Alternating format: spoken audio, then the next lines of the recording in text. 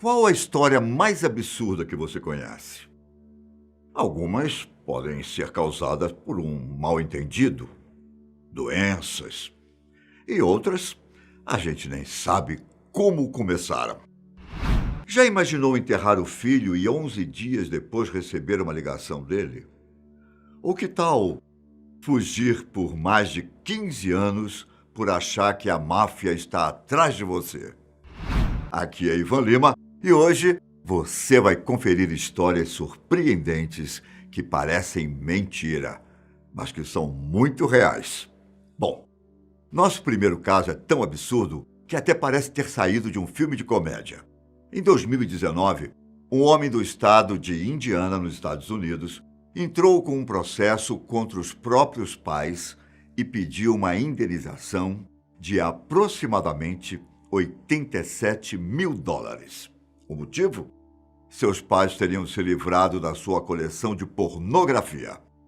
Uma dúzia de caixas com filmes e revistas para adultos, como o próprio homem disse. A propósito, por motivos que você já deve imaginar, a identidade dele não foi revelada. A história começou em 2016, quando esse homem de 40 anos voltou para a casa dos pais, enquanto passava por um processo de divórcio. Ele teria ficado 10 meses lá. Ao se mudar para a casa nova na cidade de Muncie, os pais encaminharam seus pertences, exceto as 12 caixas com material pornográfico. Durante o processo, os pais do cara admitiram que deixaram o material adulto para trás. Em um e-mail recebido pelo homem, o pai dele disse que estava fazendo um grande favor ao filho, ao jogar fora todas aquelas coisas. O promotor negou o processo por falta de provas, mas o homem encaminhou uma lista com os itens perdidos, alegando que muitos deles eram raros e valiosos, e que seria muito difícil de consegui-los novamente. De acordo com ele, o conteúdo das caixas era avaliado em US$ 29 mil e contava com mais de 400 fitas VHS, 1.600 DVDs, 160 CDs e 70 brinquedos sexuais. Ainda assim, o promotor negou a queixa mais uma vez. Só que o cara ainda está tentando organizar um novo processo com o advogado dele. Se essa primeira história tem cara de filme de comédia, a próxima está mais para uma produção de suspense. Isso porque Pauline Deicam teve uma vida pra lá de estranha. E só foi entender o que realmente estava acontecendo com a família depois de adulta. De acordo com Ruth, a mãe dela, a família esteve sendo perseguida pela máfia durante 16 anos. Nesse meio tempo, membros da organização teriam tentado envenenar ou matar ela e os outros familiares. Inclusive, alguns amigos e parentes tinham sido substituídos por sósias depois que foram mortos. Quando Pauline, na época com 23 anos, recebeu todas essas informações, a movimentação estranha da família, quando ela era criança, começou a fazer sentido. Aos 7 anos, na década de 70, a mãe a levou junto com o irmão para a cidade de Winnipeg, onde passariam as férias. Mas, ao chegar lá, Pauline foi informada pela mãe que aquela tinha sido uma viagem só de ida e que não retornariam para Vancouver, onde moravam. Ruth era separada de Warren, o pai das crianças, desde que Pauline tinha 5 anos. Ele era um empresário famoso, mas que tinha comportamentos violentos quando bebia muito.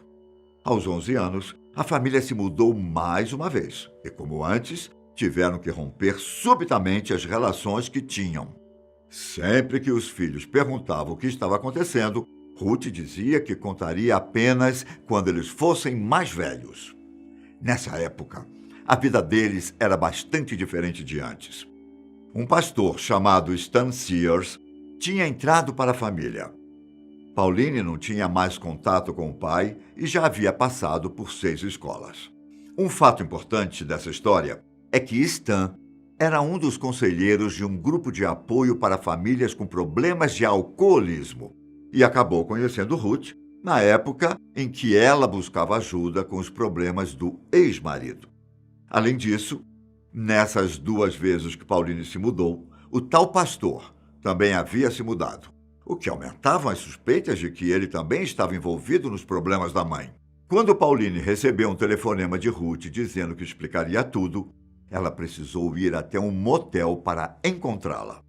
Ao saber da verdade dos últimos 16 anos, Stan, que também estava lá, disse que a fuga da família teve início depois que ele aconselhou um chefe da máfia, que queria abandonar a vida que levava. Acabou que o tal homem foi morto e a organização passou a procurar Stan porque achavam que ele sabia demais. Por trabalhar como secretária na mesma igreja do pastor, Ruth e a família se tornaram alvos. Os acontecimentos bizarros da infância de Pauline começaram a fazer sentido, como quando ela chegou em casa e a mãe estava tirando a comida da geladeira para jogar fora porque poderia estar envenenada. Ou como quando a família passou a noite em uma casa nas montanhas porque estava sendo perseguida. O pastor disse também que uma organização do governo protegia famílias que eram atormentadas pela máfia e que muitas vezes eram mandadas para lugares protegidos, chamados de mundo estranho. Pauline até tentou retornar para a vida como se nada tivesse acontecido, mas era tarde. Ela começou a sentir medo constante, tinha a impressão de que era seguida e até recebeu informações de que seus tios tinham sido substituídos.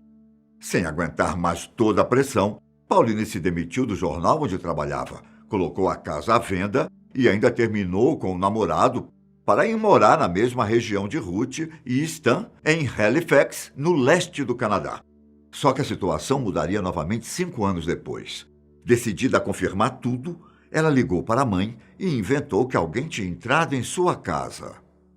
Pauline foi encontrar Ruth e Stan em um lugar seguro, onde disse a eles que 2 pessoas tinham sido presas na região e portavam fotos dela. Só que ela tinha inventado a invasão. Não tinha nada disso. Daquele momento em diante, ela parou de acreditar na perseguição e tomou a decisão de voltar à sua vida antiga. Até a morte de Ruth, em 2010, Pauline nunca foi capaz de convencer a mãe da verdade. Só em 2014 é que ela desvendou tudo, quando lia um artigo sobre uma doença chamada transtorno delirante, que, ao contrário da esquizofrenia, conta com delírios que se limitam ao pensamento, sem alucinações. Por isso que a conversa de Stan passava despercebida, já que, de acordo com Pauline, ele não parecia ter problemas. A partir desses relatos, 2 pesquisadores foram capazes de confirmar o diagnóstico do pastor. Pauline até escreveu um livro sobre seu passado e disse lamentar por ela, pelo irmão e pela mãe, que tiveram a vida roubada por todas aquelas mentiras. Agora imagine como seria receber uma ligação da polícia informando que algum parente seu foi encontrado morto. Um choque tanto, não é? Pois foi basicamente isso que aconteceu com Frank J. Kerrigan, em 2017. Com 82 anos na época, o homem ficou bastante abalado ao saber que seu filho, Frank M. Kerrigan, de 57 anos, havia sido encontrado morto em Fountain Valley, na Califórnia. Frank, pai, chegou a perguntar para o departamento de polícia se era preciso identificar o corpo. Afinal, Frank, filho, estava em situação de rua e sofria de um transtorno mental. Só que a pessoa com quem ele conversou disse que não seria necessário, pois o corpo teria sido identificado pelas impressões digitais. Frank, pai, declarou posteriormente que isso foi o suficiente para que ele acreditasse na polícia. Alguns dias depois, o idoso reuniu a família para um funeral que custou $20 mil, onde cerca de 50 pessoas compareceram, entre amigos e familiares. Com o caixão semi-aberto, ele pôde se despedir do filho e toda a situação foi dolorosa o suficiente para que ele acreditasse que no corpo que estava vendo, por mais que algumas dúvidas ainda estivessem no ar. Por exemplo, Frank percebeu que a mochila encontrada onde estava o corpo não era a mesma que o filho costumava usar, sem falar que estava faltando um relógio e a caneta favorita dele. No final das contas, essas dúvidas realmente faziam sentido. Isso porque, 11 dias depois, Frank recebeu a ligação de um amigo que disse que o filho dele estava bem vivo, parado ao lado dele. Assustado com a informação, ele pediu para conversar com a pessoa e, ao ouvir a voz do homem, soube imediatamente que se tratava de seu filho. Ao que parece, os legistas não conseguiam identificar o corpo dele pelas impressões digitais. Então, o reconhecimento foi feito através de uma foto velha da carteira de motorista. Quando o homem apareceu vivo, as autoridades tentaram a identificação por impressões digitais novamente, e o resultado foi que as marcas eram de outra pessoa. Em resumo, a família velou o corpo de um homem desconhecido. Por causa de toda essa novela, Frank pai e outros parentes resolveram processar a cidade por danos morais e pediram mais de 2 milhões de dólares em indenização pelo grave sofrimento emocional. Você conhece alguma outra história absurda como essas?